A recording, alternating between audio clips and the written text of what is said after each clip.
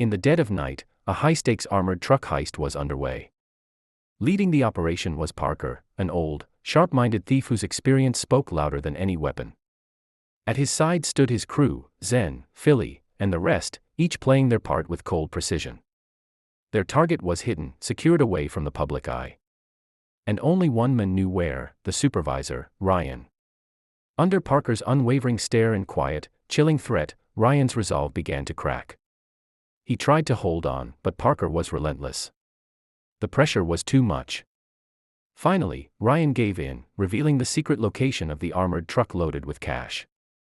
A man named Joe, a coworker, arrived at the scene and noticed several unfamiliar cars parked out of place. Curious, he stepped out to take a closer look. That's when he realized a robbery was underway. Startled, Joe hurried back to his car and told his wife what he had just seen. Then, with a steady voice, he said he had a plan B. He moved to his plan B without hesitation. Joe pulled out a gun, and his plan was simple: to rob the robbers. No. The game was in motion. As Parker and his crew worked the heist site, Joe made his move. With precise aim, he took down two of Parker's leading men. Then, without wasting a second, he grabbed a bundle of cash, sprinted back to his car, and sped off, his expert driving turning chaos into escape. The crew thought it was the cops. Parker quickly told Zen to stay low, peek outside, and then get the money and Philly into the car. She simply nodded, as if it was nothing but suddenly driven away. But Joe, in panic, swerved into a crowded horse field and crashed hard into the wall. The car was totaled. Parker caught up, stepped to the wreck, and ended Joe with a single shot. Later, he quietly handed a share of cash to Joe's wife, no words spoken, just closure. Zen pulled up and picked Parker. They drove off together, heading home to celebrate the heist with cold beer and a bit of laughter, the night still thick with adrenaline. They laughed and teased each other about the heist, drinking beer and riding the excitement.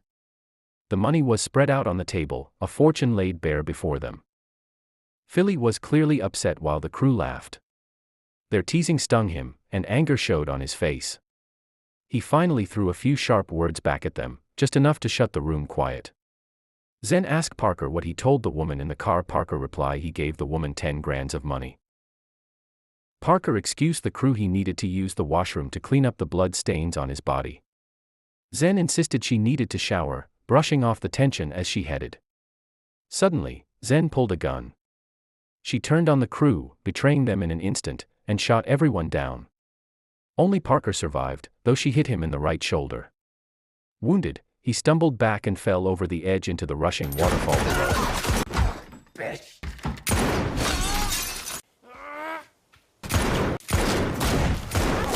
A woman passing by the riverbank found Parker's body, battered and barely conscious, carried by the current. Without hesitation, she brought him to a small, quiet motel she managed, laying him carefully on a bed. She cleaned his wounds, stitched what she could, and wrapped his shoulder, working with practiced, gentle hands. Parker tried to sit up, stubborn as ever. He looked at her, eyes heavy but sincere. "Thank you for saving my life." Parker paid a quiet visit to Grace, Philly's wife, to tell her the news. He explained how Zen turned on the crew, how she shot them all, even Philly. Grace's eyes filled with disbelief and hurt. "How did you survive?" she asked, voice shaking. "You were with her, you were one of them." Parker shook his head, his expression hard. "I'm not with her. I'm looking for her." Grace stepped closer, anger rising through her grief. "Then promise me something," she said. "When you find Zen, kill her. Do it for Philly." There was a long silence. Then Parker nodded once. "I will." He left the house without another word, the promise heavy between them. Grofield had given Parker the name of a businessman who knew Zen's whereabouts. When the men stepped into his car, expecting his driver, he found Parker behind the wheel instead. Parker drew his gun and pressed it close. "Where is Zen?" The men hesitated, claiming he didn't know. But when he noticed cars closing in behind them, Zen's men, fear broke him. He quickly gave up the location, an unfinished building on the outskirts of town.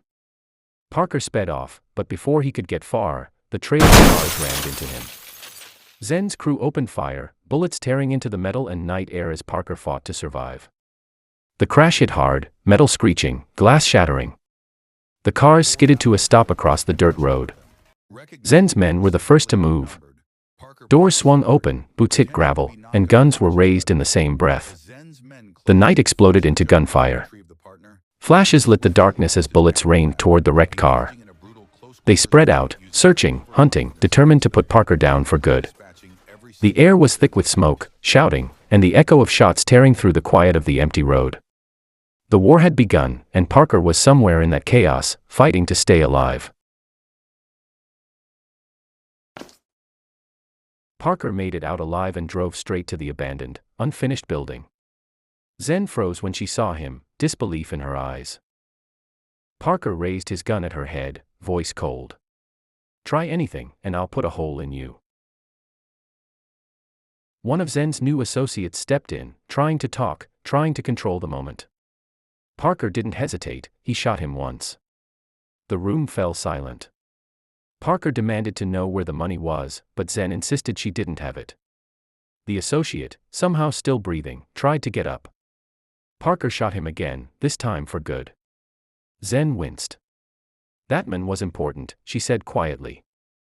"We had a new job lined up, a museum statue worth $500 million. Parker paused, shocked for a beat, but still not trusting her. "I'm not on your side," he warned. Zen met his stare. "You'll have to trust me now. I'm the only one who knows the details." And she began to explain the heist. Zen drew in a shaky breath, trying to steady herself. "That robbery wasn't just some random job," she said. "It was targeting a rich man, one who owns a private estate. Inside, there's a painting worth $400,000. Parker stared at her, then let out a sharp, humorless laugh. "You expect me to believe that," he scoffed, leveling his eyes at her as if he could see through her soul. "You're lying. Tell the truth." But Zen didn't flinch this time. "I am telling the truth," she insisted, her voice low, urgent. "That was just the surface. The real plan is much bigger. The robbery targets an entire country." Parker's expression shifted, only slightly, but enough to show he was listening now. Zen continued, "The museum's main statue, its value is estimated at $5 million. She paused, her voice dropping even lower. "And I wasn't working alone. I have a local group, an organization. We call ourselves the Outfit." Silence fell between them, thick, tense, electric. The game had changed. And Parker knew it. Zen led Parker into the dim warehouse, where a new crew stood waiting like shadows. The air hung heavy. Parker's gaze swept across the room, strangers, every one of them. His jaw tightened. Zen began introductions, but Parker barely nodded. He folded his arms, eyes cold. "New crew," he murmured, voice low. "When did we start trusting people we don't know? Are they even trained for this?" Zen heard the distrust in his tone, sharp, clear, unforgiving. To break the tension, she signaled her husband forward. He stepped out from the darkness carrying a hand-carved wooden scale model of the museum, the target worth $500 million. The lights caught it just right, elegant, intricate, dangerous. The room stilled. Zen moved her hand across the miniature layout as she spoke, tracing entry points, guard rotations, the silent corridor where alarms slept, the one blind camera that could end everything. Parker leaned in, his skepticism slowly giving way to interest, and something colder, calculation. Hours passed. Voices rose. Plans shifted. Mistakes were found and erased. Until finally, silence. A decision had been carved into stone. No witnesses. No second chances, the heist was no longer just talk.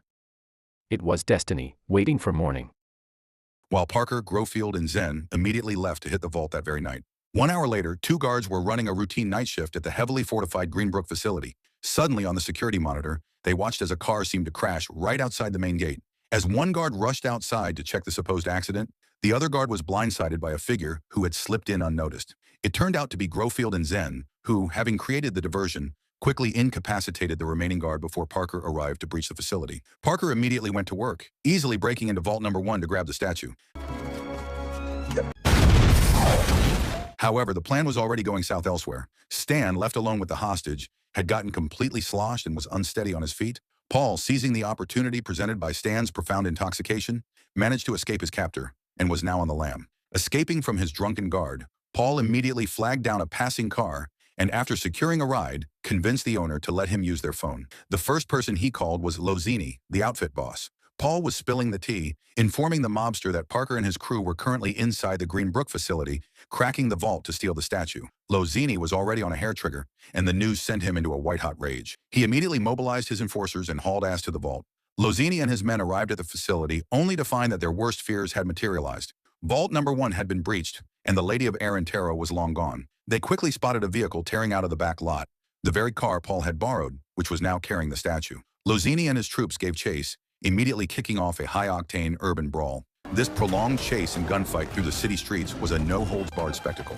But in the end, despite Parker's evasive driving and the chaos, Lozini's men managed to execute a precise, coordinated attack that disabled the getaway vehicle and allowed the outfit to retrieve the statue. Triumphant, Lozini immediately contacted Paul to arrange the delivery. He wanted the deal done and dusted right now, not waiting until the next morning as originally planned. Shortly after, Lozini's men arrived at Paul's residence and offloaded the immense crate. Paul, eager to verify his purchase, had his team open the box. The look on his face went south fast. He instantly recognized the statue was a total fake, nothing more than a cheap replica. Paul was furious, immediately getting Lozini back on the line to complain about the bait and switch. He flat out refused to transfer any money. Lozini, who was certain his men had secured the real statue during the chase, was thunderstruck. He was now completely in the dark, not knowing where the genuine Lady of Arantero had vanished to.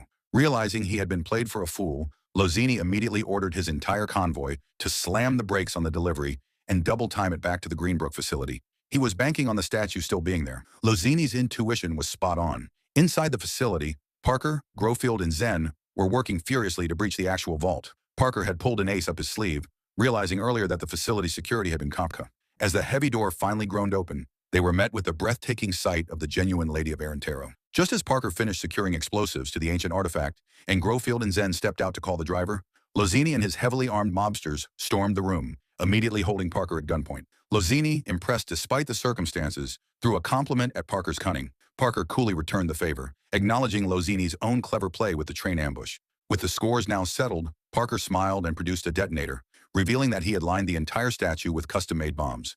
If he pressed the button, the Lady of Arantero, along with all its rare diamonds, would be pulverized. Lozini, utterly desperate, dropped the tough guy act and groveled, offering to split the massive profit from the statue's sale.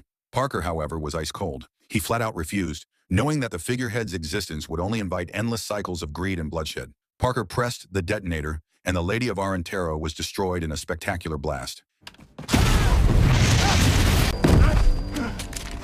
After the smoke cleared, Lozini was somehow still alive, albeit badly wounded, so Parker immediately sent him to the grave before calmly exiting to meet his crew. Why? The next day, the remaining crew gathered, Zen noticeably absent. They were fuming, utterly gutted that Parker had blown up $500 million. Parker let them vent, then, with a flourish, produced a bag filled with rare diamonds and gems from his pocket. Before destroying the statue, he had taken the time to gently pluck the most valuable stones from its filigree. He explained his rationale. The Lady of Arantero was a magnet for mayhem, and by destroying it, he had ensured a strange sort of peace in the world of high-stakes crime. Parker then told Grofield and the others to divide the substantial haul equally. He had one final piece of business, visiting Zen, who was waiting in her apartment. Zen greeted him with a hug, seemingly agreeing that destroying the statue was the necessary move. Parker was deadpan. He explained that he still had one outstanding mandate, a promise made to Philly's widow Grace, to avenge her husband's murder by finishing off Zen. Zen desperately apologized and pleaded for her life, arguing that she had paid her dues. Parker, however, refused to break his word to Grace. He coldly shot Zen, fulfilling his vow and bringing the bloody saga to a close.